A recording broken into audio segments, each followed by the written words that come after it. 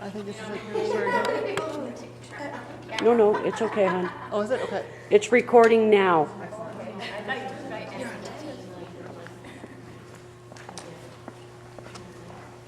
Good morning, everybody. Good morning. This morning I'd like to talk to you all about greed and generosity. The general definition of greed is the inordinate desire to possess wealth or objects of value with the intention to keep it for oneself, far beyond the needs of basic survival and comfort. It applies to a markedly high desire for pursuit of wealth, status, and power. It is like a bottomless pit which exhausts a person in an endless effort to satisfy a need without ever reaching satisfaction.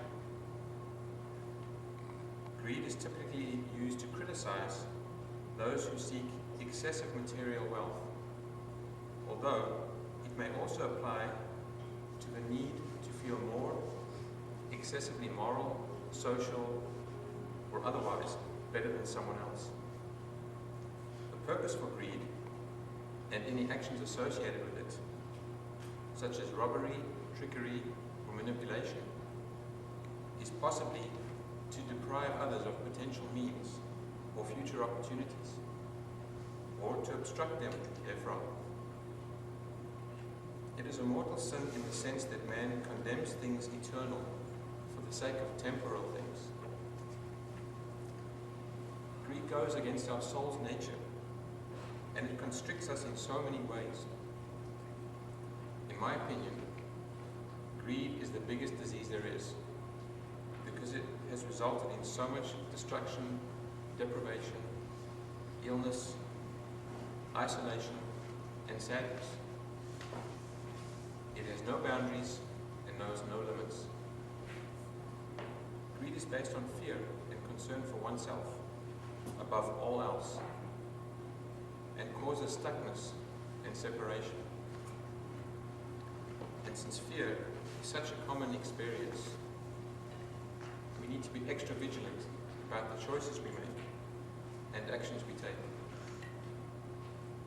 It can never be satisfied because it is always wanting better or more. It is also exclusive and competitive, and therefore cuts one off from the whole. When a person is greedy, they may initially accumulate a lot of material gains, but they actually prevent themselves from growing closer to God.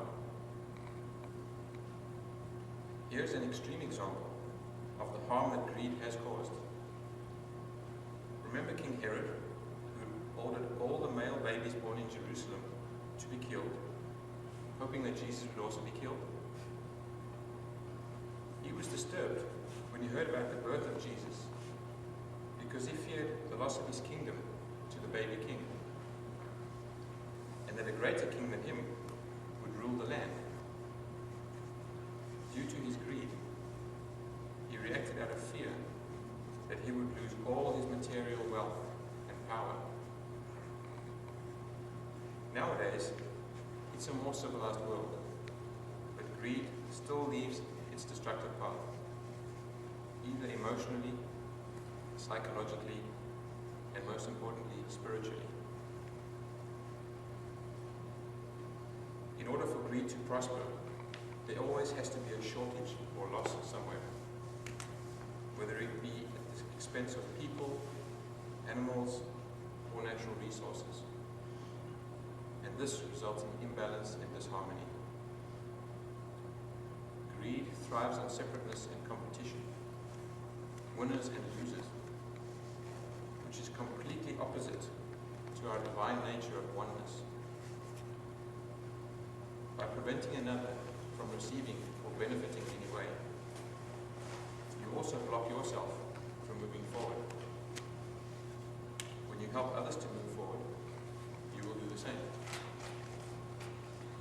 When making choices involving others, we must always ask ourselves, am I choosing this out of concern for my own well-being first, or out of love for another? Now, in sharp contrast, listen to these words about generosity.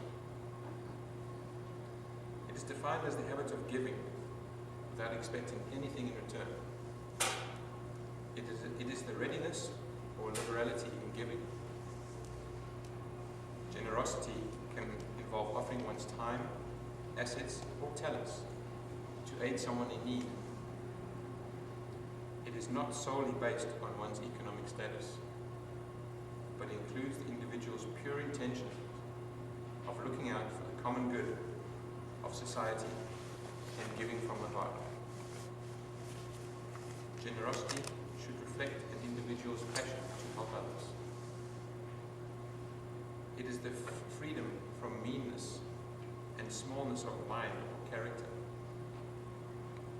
In Buddhism, it is the antidote to the self-chosen poison called greed. In Islam, the Quran states that whatever we give away generously with the intention of pleasing God, He will replace it. God knows what is in the hearts of men, and He is the best of providers. It doesn't take much to be generous to someone else, and it is one of the most natural things for us sentient beings to do. You could say it's programmed into our DNA. We were born to do this throughout our daily lives, and expand the degree to which we show generosity as much as we possibly can. From offering to help carry a few parcels for someone, to a money loan, to giving a person a ride home. It doesn't matter how great or small the act. Merely the genuine desire to help them improve the life of another, even if for a few minutes, is wonderful enough. In contrast to greed, this act arises out of genuine love for others. Being generous, just like loving or protecting, is what sentient beings do. At least that's one of the things they're supposed to do. It may seem trivial, something one does when they have the time or the inclination. But this simple, inexpensive act snowballs into so much more. Togetherness, supportiveness, happiness, new friendships, the exchange of information, and even soul lessons are some examples of the effects of being generous. It also gives people a sense of hope, a feeling of being appreciated, and maybe even a sense of moral obligation to do the same for others. Confidence can also arise from the giver or receiver of generosity. This expression of kindness is also one of the many ways to raise your vibration and that of another. And those you are generous to have the same opportunity to pass it forward. Do you see the snowball effect this deed can have on a global scale? We all have a good understanding of the effects that greed has brought on this planet. And we've all at some point had a taste of what generosity can do for society. So it's obvious which route we need to take. Don't think that your individual efforts won't make a difference, because they always do. That's how it always starts, with you. It's old news that we're all connected as one. So whatever you do it for the whole world. Energy never stops moving. It just changes for the better or worse. So it makes sense that the more generosity that is shown by all of us, the greater the amount of positive energy it will be for all. This act is selfless, yet it also benefits yourself, because the more of it you give, the more you will get back. It's as if giving is the same as receiving. Take, for example, the very, very generous act of spreading spiritualism. Think back to how or when you first heard of spiritualism and where you first discovered your first point of contact to your spiritual community. Who made themselves and their spiritual connection known to you? How much did you know about your soul at that point? How much have you learned about spirit since then? And how many others have joined your spiritual group in search of their path? How many others have you shared your spiritual knowledge with so far? Think of how many light workers and spiritual teachers have resulted from this very important and generous act of sharing knowledge from spirit. Just imagine how effective and widespread this knowledge has become and how it has improved the lives of so many. Anything positive can be spread throughout this entire planet simply by sharing it generously and unconditionally. Do you ever find yourself thinking whether you are being too generous to someone, or debating whether a particular person deserves your generosity? When you feel the urge to express your generosity, don't concern yourself with deciding whether someone has already received a lot of good fortune in their life and perhaps doesn't need any more, or whether it's appropriate for them to receive anything joyful or helpful, based on your feelings about their personality or their actions. Being generous must be done unconditionally and should never be used as a bargaining tool, because it will then be all in vain. Do things selflessly out of love for others, not selfishly out of fear for your own needs. Remember, the deed doesn't have to be huge. Just do what you can. As a general rule, just act from the heart, without thinking or analyzing. Do as if you were God, giving unconditionally to whoever is in need at the time. What more can be said about generosity?